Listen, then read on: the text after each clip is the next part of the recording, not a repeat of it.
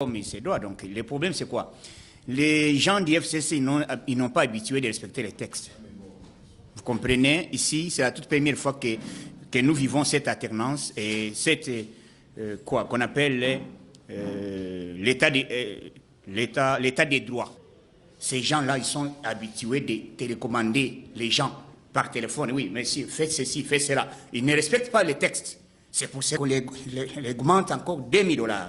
C'est du n'importe quoi, mon frère à moi. Aussi longtemps que la population est en train de souffrir, il faut qu'on puisse réduire ce salaire pour aider la population.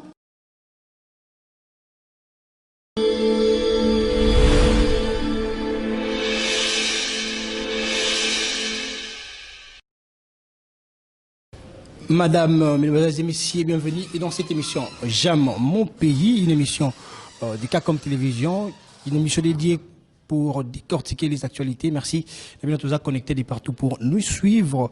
Et merci et encore un grand merci à la Congolais sur la province. On est là pour vous informer. Aujourd'hui, on va parler des différentes actualités avec Monsieur Delphin Katende Toumba, autrement dit Yokason. Là, déjà, ça rappelle. Ils sont où ils rappellent la rabat, surtout la Kabylie qui ont vécu et qui connaît la force de CGG. Dit quand on dit Yokason, Bayebi, c'est qui? C'est le président du parlementaire de l'UDPS à qui je salue déjà. Bonjour, bonjour président. Bonjour mon frère. Président, comment la santé? Oui, non, par la gasse, ça va. Par la gasse, ça va. D'autant plus que c'est un tout petit peu passé, mais c'est toujours son mois. Le président de la République, Félix-Antoine Tshisekedi, fête son anniversaire. Il a fêté son anniversaire et ça continue. Un mot? En tout cas, joyeux anniversaire à son Excellence, le garant des bons fonctionnements, commandant suprême. En tout cas, longue vie de notre président de la République, Fachi Béton. Donc, on est derrière Fachi Béton. Donc, avec Fachi, tout va bien. Merci beaucoup, Président. Déjà, dans l'entrée de jeu, l'actualité se tourne autour de l'UDPS. Aujourd'hui, on a vu autrefois l'Assemblée nationale, temple de la démocratie, scellé par la police nationale congolaise. Êtes-vous partant de la position de Jean-Marc Kabounda Kaboun qui va à la contre du choix de Madame? Oui. Il faut dire des choses comme il se doit. Donc, le problème, c'est quoi? Les gens du FCC, ils n'ont pas habitué de respecter les textes. Vous comprenez? Ici, c'est la toute première fois que nous vivons cette alternance et cette, qu'on appelle l'état des droits. L'état des droits, c'est le respect du texte. D'abord, c'est la toute première fois que la justice vient de démontrer les choses que jamais vues dans notre pays et même en Afrique. Il faut respecter. Il y a le pouvoir, il y a la séparation du pouvoir. Oui, bien sûr. Mais la justice, même aux États-Unis, ils ont peur de la justice. Même les présidents français, ils ont peur de la justice. Donc, il faut respecter d'abord la justice. Est au-dessus de toutes les institutions. Même le président de la République, Fachi Béton, il a peur de la justice.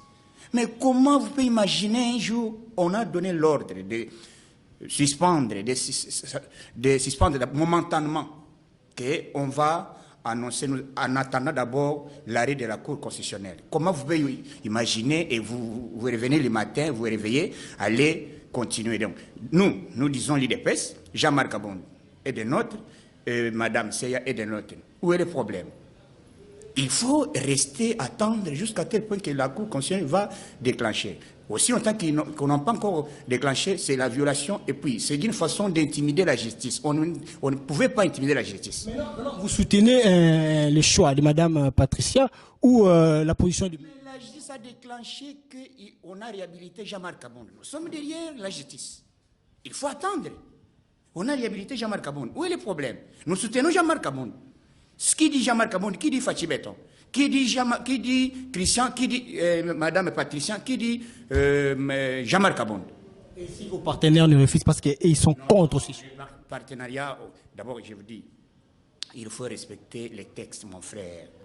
Ces gens-là, ils sont habitués de télécommander les gens par téléphone. Oui, mais si, faites ceci, faites cela. Ils ne respectent pas les textes. C'est pour cela qu'on a mené de nouvelles pratiques de l'UDPS. Avec un état de droit qu'on avait promis que dès que l'UDPS au pouvoir, nous allons instaurer un état de droit et vraie démocratie. Voilà, aujourd'hui, les choses sont en marche. Ils ont peur. Voilà un homme, seule personne. Il a bloqué tous. Hein? Voilà. Donc, c'est la justice. Ce n'est pas Jean-Marc Kabounda, ce n'est pas l'UDPS. Respectons les textes, mon frère. Mais Madame la présidente de la Chambre basse du Parlement a dit qu'il y aura élection. Mais où est-ce que nous en sommes? Aujourd'hui, c'est quel jour? Aujourd'hui, c'est quel jour? C'est le lundi, non? On va clôturer la session aujourd'hui. Vous n'êtes pas au courant? On est au courant, mais elle a dit qu'il y aura toujours élection. Quand est-ce que? C'est d'une façon de jouer avec la justice. Vous allez voir, c'est ce que nous ne voulons pas. Ça devient maintenant une crise institutionnelle. Dès lors, on va constater, le président va constater qu'il y a la crise, et on va voir, le sonneau va sonner. Ici, et dans ces bureaux, vous nous avez promis autrefois la rupture de cette coalition. Et il n'y a pas l'harmonie jusqu'aujourd'hui. Est-ce que vous avez déméré d'aller ensemble? Est-ce que la coalition, c'est d'une façon... La coalition, ce n'est pas une constitution. Ce n'est pas une loi qui interdit que la République peut continuer à exister. On l'a fait pour aider la population, et pour aider la République, pour aider la RDC. Mais si ça ne marche pas, c'est fini. On va couper. Hein? Donc, ne vous en faites pas. Cette coalition, le président de la République avait voulu qu'on puisse être ensemble. Mais les gens du FCC, il s'est montré de quoi ils ont voulu bloquer le président de la République, de gauche à droite. Donc, ils n'ont pas la volonté de travailler avec nous. Donc, c'est fini. D'autant plus qu'on parle de la Chambre basse du Parlement.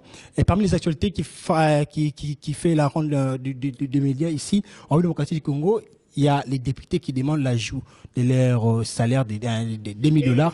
D'autant plus que nous sommes dans une période de crise, dans une période où la population est frappée dans cette pandémie pour coronavirus. Comment trouvez-vous cette... C'est à cause, puisque Kabound est absent, vous voyez comment les choses sont en train d'évoluer. Ils sont en train d'exiger encore qu'on les augmente encore $2000. C'est du n'importe quoi, mon frère à moi. Aussi longtemps la population est en train de souffrir, il faut qu'on puisse réduire ce salaire pour aider la population. Et on est dans une crise sanitaire qui a frappé presque le monde entier. Il devrait avoir pitié avec cette population. Vous êtes partant de cette demande? Mon frère, l'UDPS et les députés de l'UDPS, ils ont exigé, au lieu d'augmenter, il faut réduire $1000. Hein? Il faut réduire. Ce sont des gens animés de mauvaise foi. Ils n'ont pas voulu. Donc, pour eux, c'est le ventre d'abord, non que le peuple d'abord. Donc, cette histoire, nous les condamnons avec dernière énergie. On ne pouvait pas tolérer cette bêtise.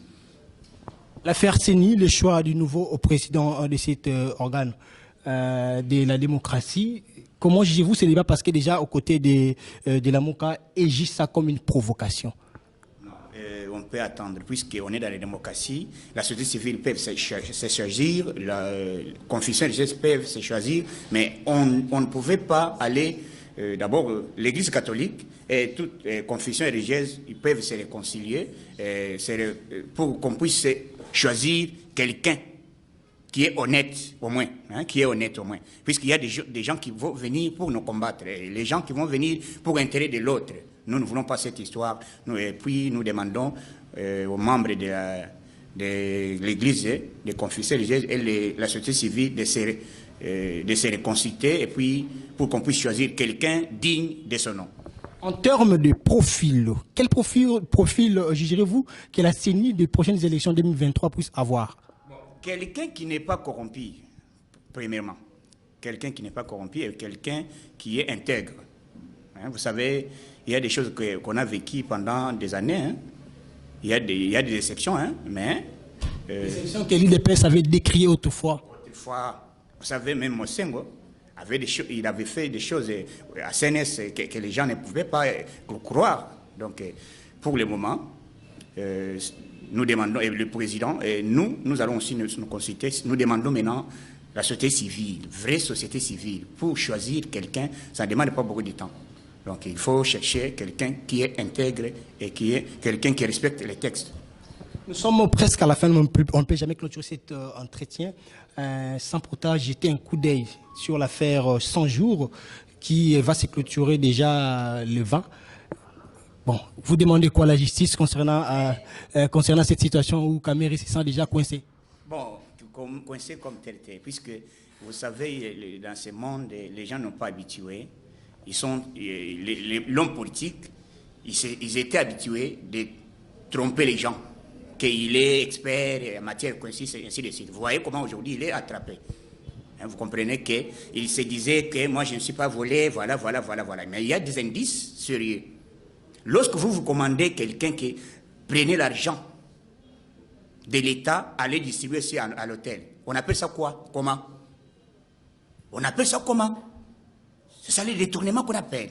Il a même signé. Donc, nous demandons à la justice, mais puisqu'on a déjà demandé pour qu'il soit condamné 20 ans plus. Bon, je ne sais pas. Donc, on attend. Donc, s'il faut dire à la population qui doute jusqu'à de l'effectivité de l'état des droits, quel sera votre réaction? L'état des droits est en marche. Et ça sent déjà. Et ça sent. Hein, ça sent. Puisque qui s'attendait un jour que Vital Kamed, directeur du cabinet chef directeur, peuvent être arrêtés? Personne. Et aujourd'hui, le monde entier, procès 100 jours, c'est devenu comme un match football, mais Real et Barcelone. Tout le monde est en envie de voir ce procès. Le président du monde entier, ils sont en train de suivre. Donc, procès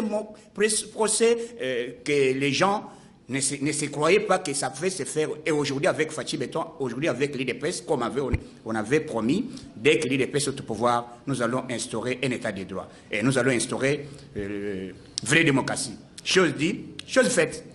Donc, croyez-vous, le peuple congolais, Fachi Béton est en marche. L'état de droit est en marche. On ne fait pas les règlements des comptes de quelqu'un et quelqu'un d'autre. Donc, on est là pour respecter les textes et les choses d'autrui.